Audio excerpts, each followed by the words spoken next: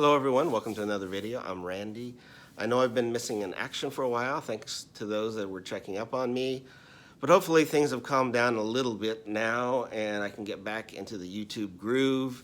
And I thought I'd start out by doing the annual vinyl tag. Rob Walker from Manchester in the UK has come up with the questions the last couple of years. And so, might as well get started with his 20 questions for this year. The first prompt is the favorite record you purchased in 2023. Well, I purchased a couple box sets that I'm really happy about, but I thought I'd kind of narrow it down a little bit.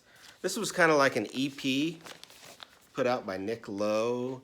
I got this at his concert. He was great in concert. Comes with a MP3 or 2 download, which I always like because I like playing it in my car as well. But it's got two 45s. One is the song Crying Inside, and the other is Tokyo Bay, and then he does a couple covers on here as well. But just a great one from Nick Lowe, a little EP thing. That's probably my favorite purchase. That's non-box set. 2, the last record you bought. Well, it just arrived. In fact, it's still in the shrink. I haven't opened it yet. But it's an artist named Margot Kilker. She's kind of an Americana artist. I saw Digital Gramophone talk about this, and then I went and listened to some of her music, and I really liked it. So this is her new album. Just came out last year, Margot Kilker. That's my newest purchase. Third prompt was they released 2 albums in the same year, or at least 2 albums. And I'm going with Graham Parker. This is his debut, Howlin' Wind, in 1976. In that same year, he also released Heat Treatment, great pub rocker, kind of a more R&B flavored Elvis Costello. If you like Elvis Costello, I think you'd like Graham Parker. And both albums came out in 76, and they're 2 of my favorite albums as well. Fourth prompt, if you could only listen to music from one decade, which would it be? Well, I kind of grew up in the 70s when I really started getting into music, so that's probably the one I'm going to pick, even though I love music from the 60s and 50s as well, and, well, in the 80s. Well, anyway, so, of course, I showed the 2 Graham Parker albums that both came out in the 70s. How about Bruce Springsteen, Born to Run, one of my favorite albums. Who's Next, 1971, one of my favorite albums. Led Zeppelin 4. Great, another great album. And these are all some of my favorites. And Rod Stewart, Every Picture Tells a Story, all from the 70s.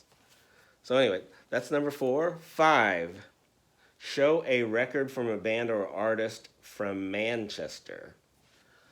So I know a lot of people are going to pick the Smiths and stuff. I thought about that, but I just thought I'd pick one maybe nobody's going to pick. The soft rock outfit Sad Cafe were formed in Manchester. This is their album from 1978 entitled Misplaced Ideals. I think they had a couple hits here in the US. 6, which artist did you listen to the most in 2023? Well, it's probably going to be Bob Dylan, because there he is.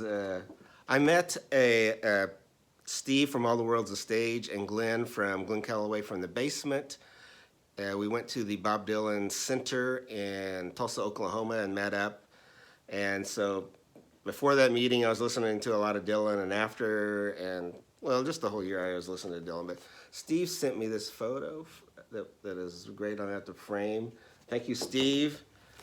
Of course, when I was at the Bob Dylan Museum, they gave us this calendar, which I have.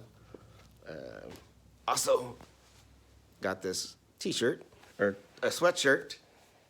And then one of my favorite box sets I bought this year was Bob Dylan's Fragments. I think it's one of his best bootleg series, other than the first 3 volumes that came out in one set. But this is really good, Fragments. And then I'll show a few underrated Bob Dylan albums. Soundtrack for Pat Garrett and Billy the Kid. Desire. And New Morning. Anyway, I have to think about every Bob Dylan album anyway. Next, show 7 7-inch records. Now I know Rob collects 45s. I do too, but I don't really have a lot with the picture sleeves like he showed because most of the ones I collect are from the 60s and 50s. Anyway, so I got 7 though. So I have the great rockabilly artist Jack Scott. Here's his biggest hit, probably My True Love and Leroy. It's a great double-sided hit here. And then how about the Outsiders had the big hit Time Won't Let Me, but this is Respectable and Lost in My World. And then I have the Blues Magoos, Pipe Dream, and There's a Chance We Can Make It. The Blues Magoos, kind of a garagey psychedelic group. I can't remember what their big hit is, but it wasn't that. Then one of my all-time favorite songs, Rainy Night in Georgia by Brooke Benton on the Cotillion label. Other side is Where Do I Go From Here? Then I have on the Savoy label, the blues artist Big Maybelle. Baby, Won't You Please Come Home on one side and Say It Isn't So on the other side, Big Maybelle. And one of my favorite voices in music, Bobby Bland, Chains of Love, and then one of my all-time favorite songs of his, Ask Me About Nothing But the Blues. Great song by Bobby Bland, Bobby Blue Bland, blues crooner. And last but not least, on the great Sun label, the wonderful Jerry Lee Lewis.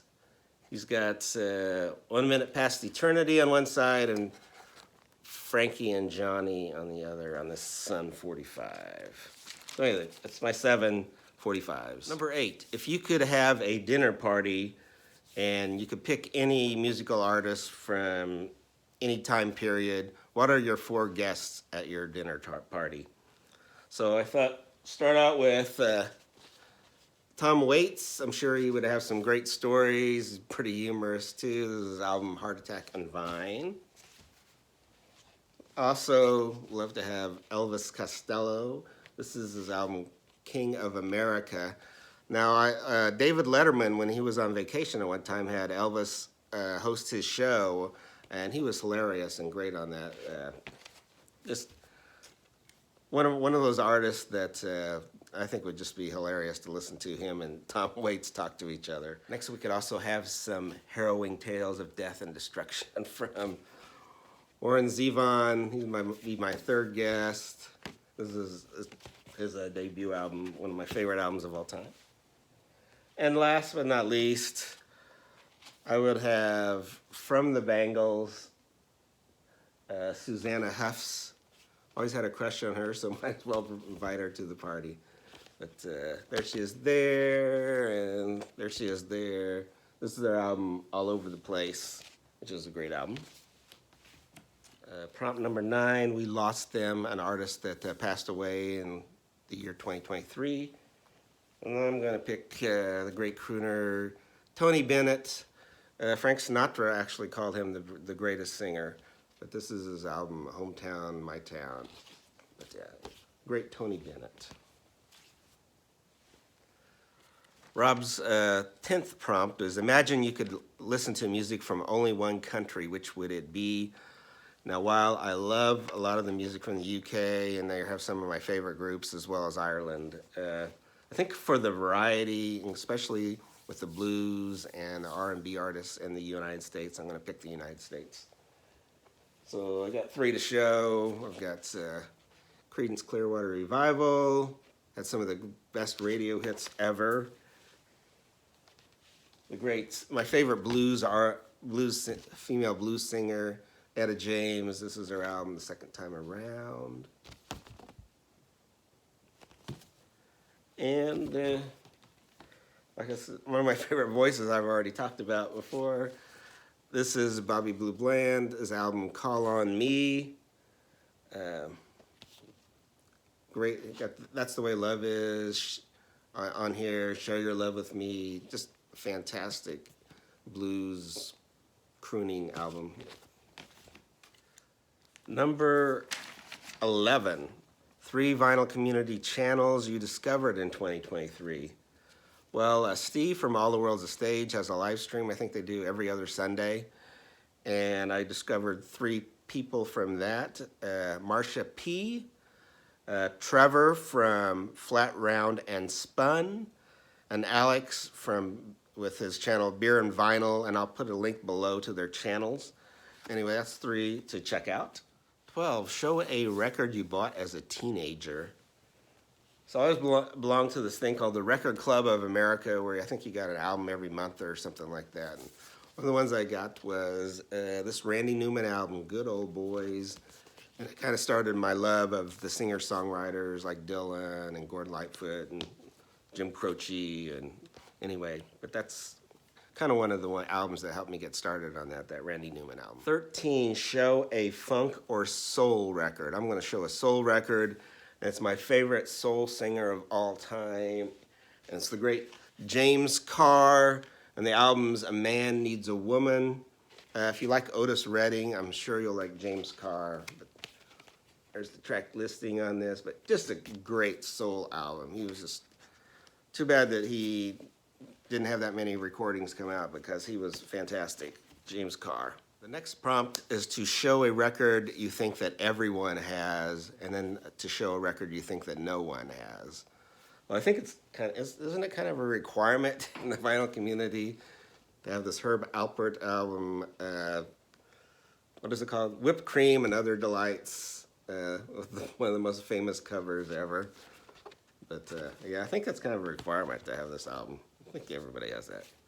You can find it anywhere as well. And the album nobody has is this Fred Wickham Caravan album. He's an Americana artist. Some people may have heard of the group Hadacol, which he fronted, but I don't think most people know this solo album that he did. But yeah, Fred Wickham Caravan. I don't think he's a kind of Americana artist. I don't know if I said that before. Anyway, so the next one is She's Great, a record by a female artist you bought in 2023. Well, she's probably one of my favorite female artists, and it's the great Lucinda Williams. This is her album, Stories from a Rock and Roll Heart. This album came out in 2023. There she is on the back. There's a lot of help on this album. I think Springsteen and a bunch of other people are on here. But yeah, Lucinda Williams. Number 16, the favorite video you posted this year or in 2023 and the favorite video you watched. Well, probably my favorite video would be the video channel, The Long Cut, did one where the 10 records you listen to the most, which just kind of took off. And I did my version of that, which probably got the most views I've ever had. But so that would probably be it. 10 albums I listened to the most, that video. And then the favorite one you watched, I don't know if I can pick one out. I'm going to just pick a series. And that's the Spin on This series that Gary from Physical Format Rock and Roll and Steve from All the World's a Stage on his channel, where they interview different people, and it was just a hilarious show that I would hope they get back to at some point. But anyway, it was called Spin on This with Gary and Steve. Next one was probably the toughest question on here, which was show me a record you describe as a 90s classic. Mainly because if I was going to show vinyl, it was going to be hard, because in the 90s I was buying CDs, and I've tried not to go back and buy everything on vinyl that I have on CD. Plus, albums that were released in the 90s are pretty expensive for the most part. So one that I'd show as a classic would be this Morphine album, Cure for Pain, which I only have on CD, although I think they have a reissue of it. So I found an album I actually do have. This one came out in the 90s. can't remember, 93, I'm not sure when this came out. But anyway, Chris Isaak's album, San Francisco Days. Number 18, to show a record cover that you wouldn't mind stepping into the scene from there on the record. And the one I picked up was the idyllic scene. One of the best covers, I think, is this Nick Cave and the Bad Seeds, Ghost Teen. Real idyllic scene. I guess the only part you'd worry about is the hope that the lion or the leopard wouldn't eat you. But yeah, this would be a great scene to go into. There's their inside. But, song on the back. But yeah, Ghost Teen, that's the one I'm picking. And 19, the album you know so well, it's like a greatest hits. I'm going to pick this Waterboys album. This is the C, which every song on here, if I was going to try to introduce the Waterboys to somebody, I think I could pick any song on here, and I think it would be a great song for them to hear the Waterboys sound. This is just one of my favorite albums. This is the C, the Waterboys, Don't Bang the Drum, The Hole of the Moon, The Pan Within. This is the C, the title track.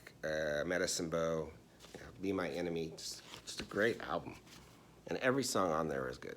And the last prompt is to show an album that was released in 1974, and in 2024 it will be 50 years old. So the album I chose was this Van Morrison album, Weed and Fleece. I think this is one of his most underrated albums, as actually it's behind Astro Weeks. This is my second favorite Van Morrison album. Well, it also has this great cover. But yeah, Van Morrison, Weed and Fleece. If you wanted to check a song out off here, I would have you check Bulbs, which I think should have been a great single, but it never turned out that way. But at least it wasn't a big hit. So anyway, that's my 2024 vinyl tag. Hope everyone is doing well.